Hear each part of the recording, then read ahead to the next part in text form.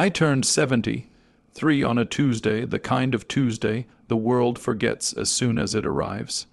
The morning light crept through the thin curtains of my living room, illuminating dust motes floating like tired stars. I sat at the small wooden table near the window, hands wrapped around a mug of tea that had already gone cold. The calendar on the wall still showed yesterday's date. I didn't bother changing it. At my age, time felt more like a suggestion than a rule. Birthdays used to mean noise. They used to mean my late wife humming while frosting a cake, Daniel, my son running around the house with excitement, and little paper hats that never quite fit. Those days lived only in my bones now. The house had learned how to be quiet after she passed. So had I. I wasn't expecting anyone. That's why the knock startled me. It wasn't loud or eager. Just 3 firm taps, spaced evenly, like someone doing a duty rather than offering a gift. I stood slowly, my knees protesting, and made my way to the door. When I opened it, there he was, Daniel. My son looked older than I remembered, though I knew that was unfair. Time had worked on both of us.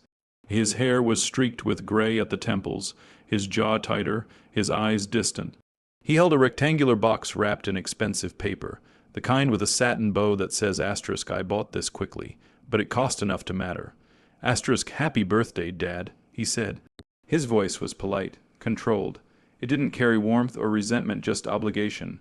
Well, I replied, stepping aside, this is a surprise. He entered without comment, glancing around the living room as if measuring it. The same couch, the same photos on the wall. My wife's smile frozen in time. His eyes lingered there for half a second before he looked away. We sat. He placed the box on the table between us, pushing it forward like a transaction. Go on, he said. I unwrapped it slowly. Inside was a bottle of whiskey, dark glass, heavy, expensive. The label was foreign, elegant. The kind people drink to celebrate success or forget failure. I figured you'd like it, he said. You used to drink this stuff. Used to? I echoed. I held the bottle in my hands. It was cold, heavier than it looked. It's too much, I said. You didn't need to. He laughed, cutting me off, and leaned back in his chair. Just don't choke on it, he said with a smile. The words landed wrong, not sharp enough to accuse. Not kind enough to ignore. I looked at him, searching his face for the boy he once was. All I saw was a man who had learned how to hide his thoughts behind a grin.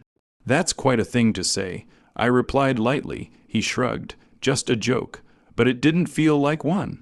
We drank coffee instead. He checked his phone twice.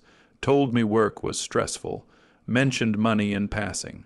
Never asked how I was doing. Never asked if I was lonely. Never said his son's name, Leo, my grandson, the only bright thread still tying us together. After 15 minutes, he stood. I've got to run, he said. Take care of yourself. I walked him to the door. Thank you for coming, I said. He nodded and left without looking back. The silence returned immediately, thick, familiar, heavy.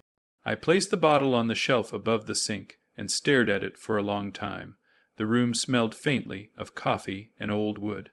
Outside, a bird sang, unaware of how easily love can curdle into something else. That night, I didn't open the whiskey. I sat alone at the table, lit a single candle, and whispered happy birthday to myself. Just loud enough to hear, just quiet enough not to hurt. And somewhere deep inside me, a small, uneasy feeling took root, waiting. The house settles differently at night. Every sound grows heavier, more deliberate. The tick of the clock in the hallway echoed like a heartbeat I couldn't escape. I sat in my armchair with a blanket over my knees, the dim lamp beside me casting long shadows across the walls. The bottle of whiskey rested on the shelf above the sink, untouched, its dark glass catching the light now and then like an unblinking eye. I told myself I was being foolish. Daniel's words asterisk, just don't choke on it asterisk, kept replaying in my head though. The smile he'd worn had been wrong, too quick, too pleased with itself. A father learns to read his child long before the child realizes it. And even after all these years, I still knew when something was off. I was about to turn off the lamp when my phone buzzed. The sound startled me. No one ever called or texted this late. For a brief moment, an irrational fear seized me, that it was bad news, the kind you can never unhear. I picked it up, Leo ***. My grandson's name glowed on the screen like a small miracle. ***, Grandpa, are you awake? ***, a smile tugged at my lips. Leo was 16 now, too old for childish questions, too young to carry adults' secrets. I typed back slowly, my fingers stiff. I am son. What's wrong? The reply came almost immediately, as if he'd been staring at the screen, waiting for permission to speak. ***, please don't drink the whiskey Dad gave you. ***, my chest tightened. I sat up straighter, the blanket slipping to the floor. What do you mean, Leo? 3 dots appeared, disappeared, appeared again, then the message arrived. ***, he was angry when he bought it. He said you were being difficult about the house. He said if something happened to you, everything would be simpler. I don't think he meant for me to hear. I'm sorry, Grandpa. ***, the room went very still. I read the words again, and again.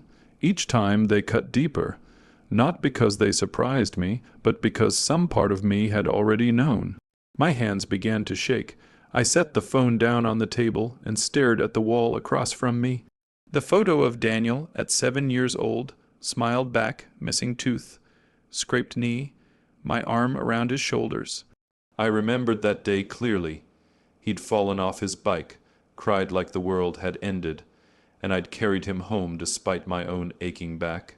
I had promised him then that I would always protect him. Funny how promises travel only one way sometimes. I picked up the phone again. Leo, listen to me. This is not your fault. You did the right thing telling me. Are you safe? Another instant reply, ***, yes. I just couldn't sleep knowing you might drink it. I love you, Grandpa, ***, that was it. That was the moment something inside me broke, and something else hardened. I didn't scream. I didn't cry. I felt a slow, cold understanding settle over me, like snow covering old footprints. The years of sacrifice paraded through my mind, the overtime shifts, the meals I skipped, the plans I abandoned so my son could have more than I ever did. And this was my reward. I stood, walked to the kitchen, and opened the cabinet. The bottle stared back at me, silent and patient. I didn't touch it. Instead, I took it carefully, like one might handle a loaded weapon, and placed it in the locked drawer beneath the counter, the one where I kept important papers. Then I turned off the lights. I lay in bed that night, staring at the ceiling, listening to the house breathe around me. I didn't sleep much, but when I did, I dreamed of Leo, standing between me and something dark, holding his ground. By morning my heart ached, but my mind was clear. Whatever my son thought of me, weak, old, disposable, he was wrong. And for the first time in years, I knew exactly what I was going to do next. Silence, I learned, can be louder than shouting. The days after Leo's message moved slowly, each one stretching like a long breath I refused to release. I woke early as I always had and went through my routines with deliberate care. I made my tea. I opened the windows. I swept the porch. From the outside, my life looked unchanged. An old man, passing time in a house too big for him. Inside, everything had shifted. I did not confront Daniel. I did not call him, accuse him, or demand explanations. Anger would have been easier. Anger burns fast and leaves nothing behind. What I felt instead was something colder and steadier, a patience sharpened by disappointment. The whiskey stayed locked away. Some nights I would stand in the kitchen, fingers resting on the drawer's edge, thinking about how close I had come. How easily a careless sip could have rewritten everything. And then I would think of Leo, his worried words, his quiet courage, and I would step back. We spoke every evening. How was school? I asked him, same as always. He'd say, but he laughed more after that night, as if the truth he'd shared had lightened something in him. I told him stories about his grandmother, about the house when it was new, about his father when he was still kind. I made sure Leo knew one thing above all else. He was loved without condition, Daniel didn't reach out for several days. Then, on the fifth morning, my phone rang. "Dad," he said, as if nothing stood between us. "I've been thinking. We should talk." There it was. Not asterisk, "I'm sorry," asterisk. Not asterisk, "Are you okay," asterisk. Just business wrapped in family language. "Come by when you like." I replied evenly. We set a day, Saturday. After I hung up, I sat for a long time at the kitchen table, staring at the grain of the wood worn smooth by decades of meals and arguments and laughter. This table had seen everything. It would see this too. I began to prepare not with traps or poisons or cruel plans, but with truth. On Saturday morning, I cleaned the house more thoroughly than I had in years. I dusted picture frames. I polished the silver my wife had loved. I even set out 2 glasses on the counter short, heavy ones meant for whiskey. The bottle came out of the drawer and went back onto the shelf, exactly where Daniel would notice it. I made soup and let it simmer, filling the house with a familiar, comforting smell. If this was to be an ending, it would not be a violent one. It would be human, quiet, unavoidable. At precisely 2 o'clock, there was a knock. I opened the door to find my son standing there, hands in his pockets, wearing the same cautious smile he always wore when he wanted something. "Hey, Dad," he said. "Come in," I replied. As he stepped inside, his eyes drifted, just for a moment, to the shelf above the sink. To the bottle he said nothing, and neither did I. The silence between us settled like a held breath, heavy, expectant, and finally ready to be released. Daniel sat at the kitchen table, his fingers tapping lightly against the wood. The sound was nervous, uneven, nothing like the confidence he tried to wear on his face. I ladled soup into 2 bowls and set one in front of him. He thanked me, polite as a guest, not as a son. We ate in near silence. Every so often his eyes drifted toward the shelf, toward the bottle. When the bowls were empty, I stood and reached for it. "How about a drink?" I asked calmly. "It is a fine whiskey. You picked it yourself." He froze, unsure. He said after a moment, though his voice wavered. I set 2 glasses on the table and poured carefully. The amber liquid caught the light, swirling slowly, as if it knew it was the center of something important. I slid 1 glass toward him. "You first," I said. He laughed, short and uneasy. "What's this? Some kind of toast?" "Yes," I replied, meeting his eyes. "From father to son." He hesitated just long enough for the truth to knock at the door of his conscience. Then he lifted the glass and took a sip. Color drained from his face almost instantly. His hand shook. The glass clinked against the table as he set it down. "What did you do?" he whispered, staring at me as if I'd suddenly become a stranger. "Nothing," I said quietly. "I didn't touch it." His breathing quickened. His eyes flicked to the bottle, then back to me. "I know, Daniel," I continued, "about what you said, about the house, about how simple things would be if something happened to me." The words hung between us like smoke. Leo told me. His shoulders sagged. For the first time since he'd arrived, the mask slipped completely. He looked smaller then, younger, afraid. I didn't think he'd hear. Daniel said hoarsely, "I didn't mean—" "You meant enough." I interrupted, my voice steady. "Enough to buy this bottle. Enough to joke about me choking on it. Enough to forget that I'm your father." Tears welled in his eyes, but they did nothing to soften the truth. "I raised you," I went on. "I worked myself into the ground so you could stand tall.